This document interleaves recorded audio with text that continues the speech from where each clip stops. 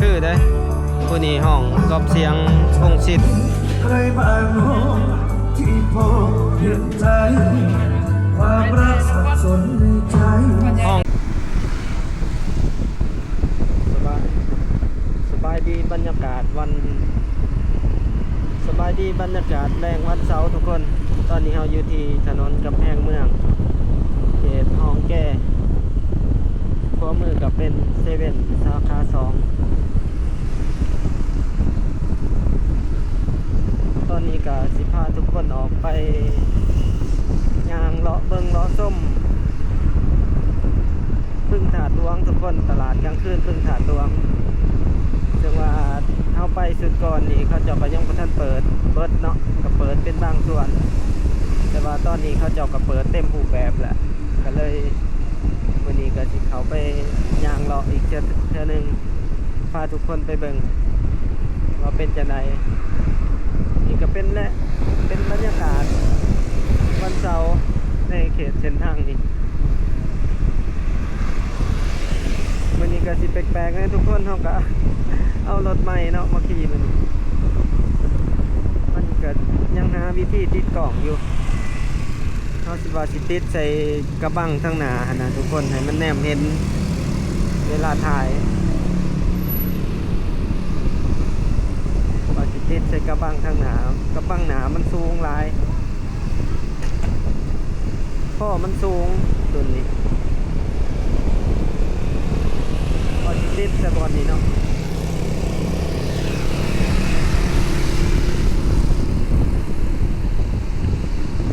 ติดกล่องใส่สิได้เห็นง่ายแล้วเบิ่งกันทุกคนสิเอากระจีเอากล่องจับให้ทุกคนเบิ่งบรรยากาศเนาะจังสิ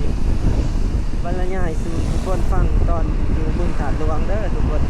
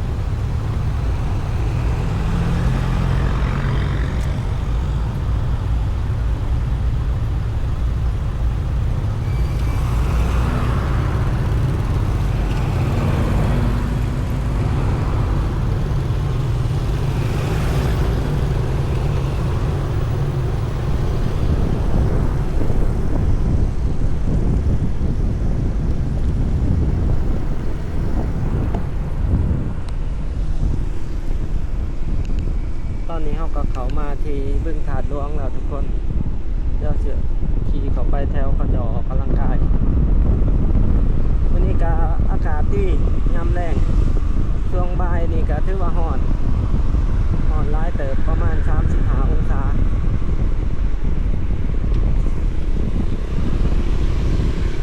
ที่ว่าเบิดเดือนนี้ก็สิร้อนเต็มรูปแบบเลยทุกคน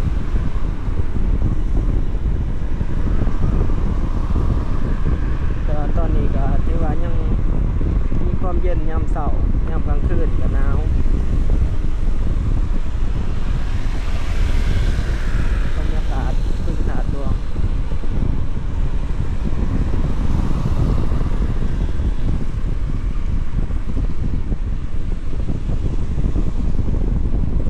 ว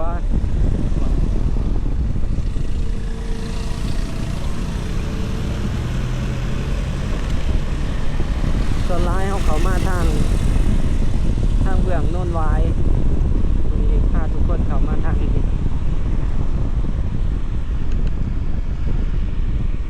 ทางขวามือนี่ก็มีโครงการเขาเจ้ากำลังจะก่อสร้างตึกอีกตอนนี้เขาจะพับหนาดินอีก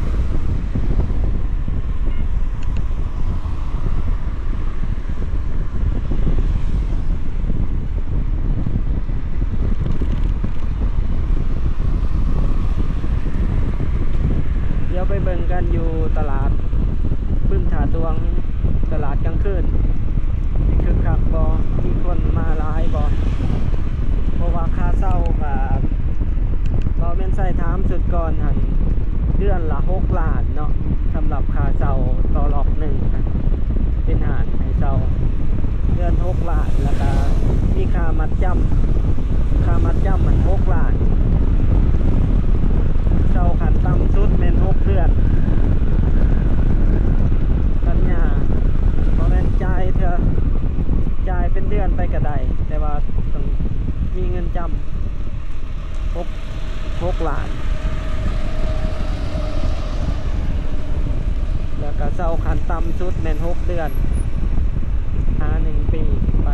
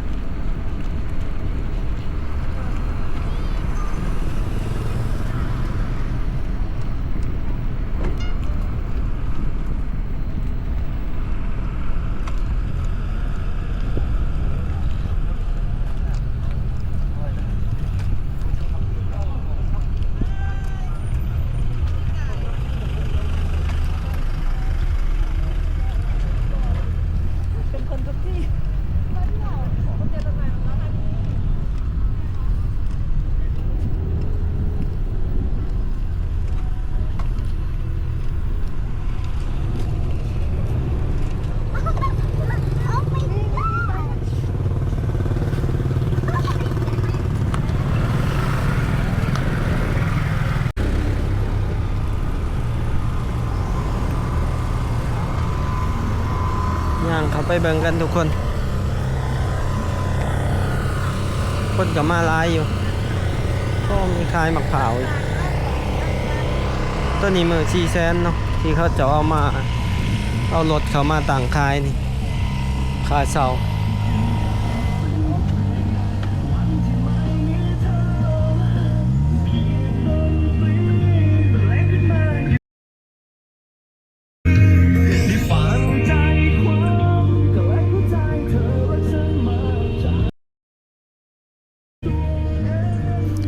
ทุกคน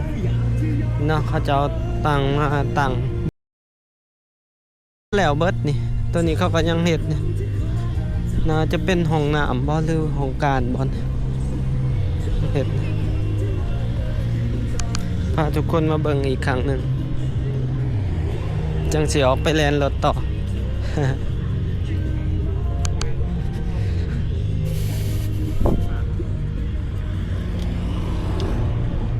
วนเวียนอยู่กับเวียงจันทน์โอ้บอนนี้ยังบ่ทันมีคนเข้ามาเซาเดี๋ยวยางสอดไปทาง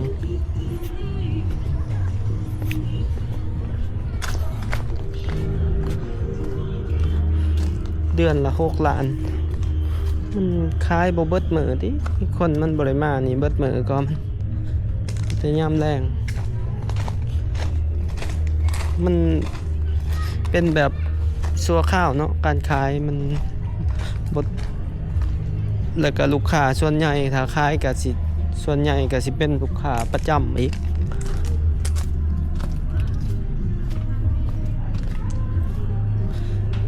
บ่คือแถวแคมป์คลองในตลาดกลางคืนแคมป์คลองเดี๋ยวย่างออกลงทางถ้าขายตลาดกลางคืนแคมป์คลองมันสิเป็นลูกค้าขาจรหลายคนผ่านไปผ่านมาเนาะนักท่องเที่ยวแต่อยู่นี่ส่วนหลายก็สิเป็นคนลาวตัวนี้น้องใหญ่พูน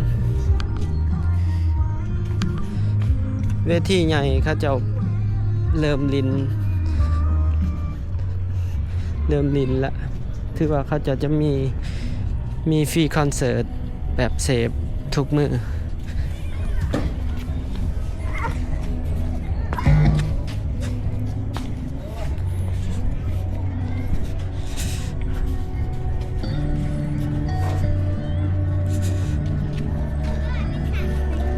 ย่างขึ้นไปเบิ่งคน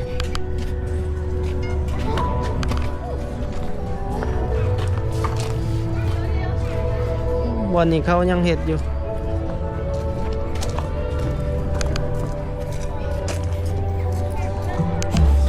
นี่เป็นประตูทางเขา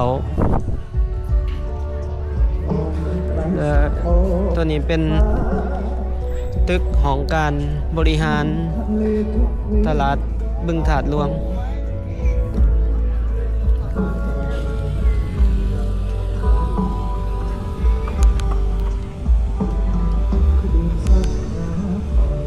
ตัวนี้เขาจะมาใส่บรรยากาศกุนจีนย่างไปเบิงโซนเขาจะขายของกินทุกคนเบิงเวทีตัวนี้บริการห้องน้ำ 3,000 กีบ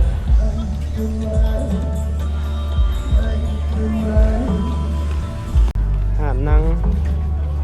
ทางหน้า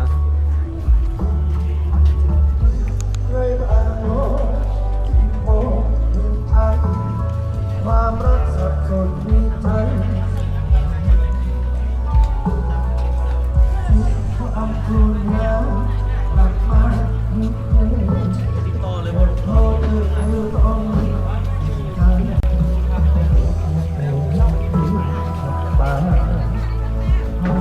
รถนำก่อน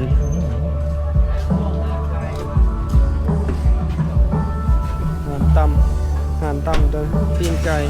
ตำตีนไก่50ตำเชชวน60ตำกุ้ง99ตำปูหม่า99ตำทะเล99เนาะ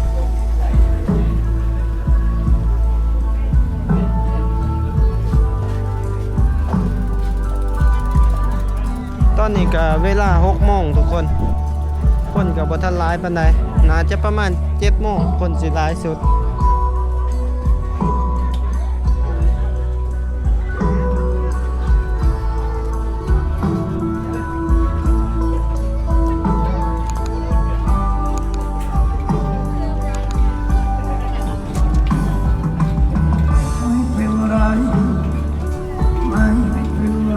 อาหารทะเลยำ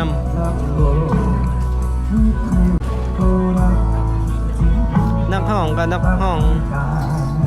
ก๊อฟวงคัมพี่เนาะคือได้ผู้นี้ห้องก๊อฟเสียงพงศิษฐ์ใครบ้างที่พบเห็นใจความรักสับสนในใจห้องคือไรอย่างมันติดลิขสิทธิ์เลยจึงคลำครวญหากลับมาไม่คืนแต่พอเธอต้องไม่5,000 7,000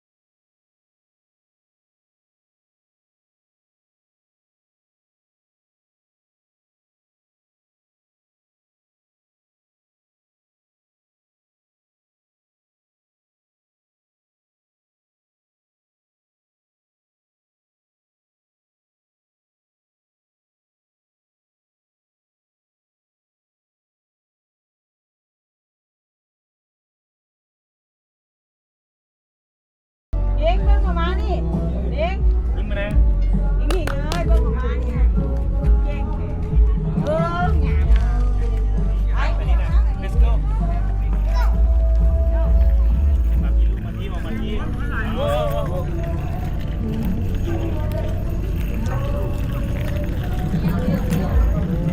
รถเพื่อน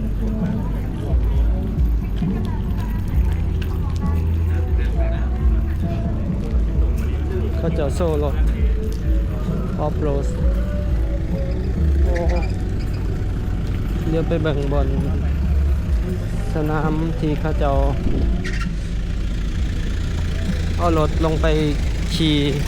ลองสมรรถนะเนาะไปแบ่งสนาม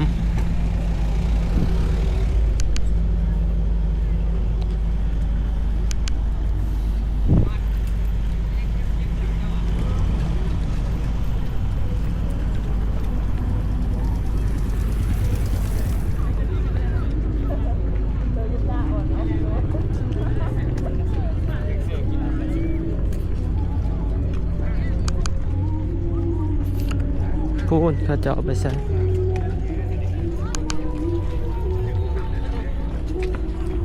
ก่อน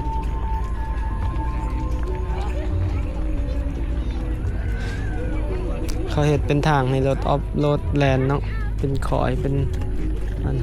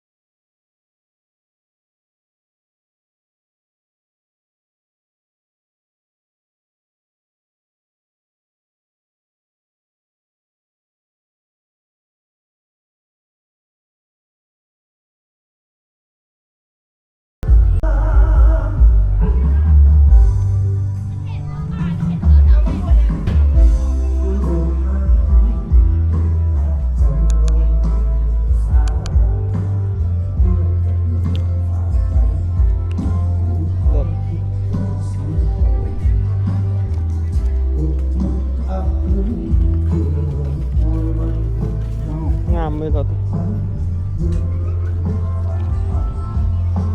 เขาเปียกคู่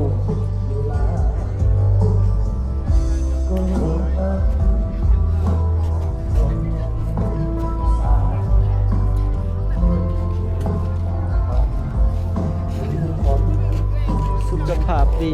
มีความสุขอาหารเขาเปียกป้าโจ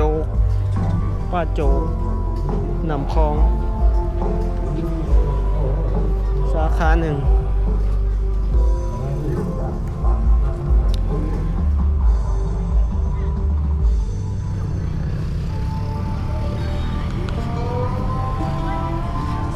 ก็สิประมาณนี้เด้อทุกคนสำหรับในคลิปนี้พาเลาะพาชมอีกเทื่อหนึ่งเนาะหลังจากทิศ2 ทิศเนาะ2 อาทิตย์ก่อนที่เรามาถ่ายทุกคนเบิ่ง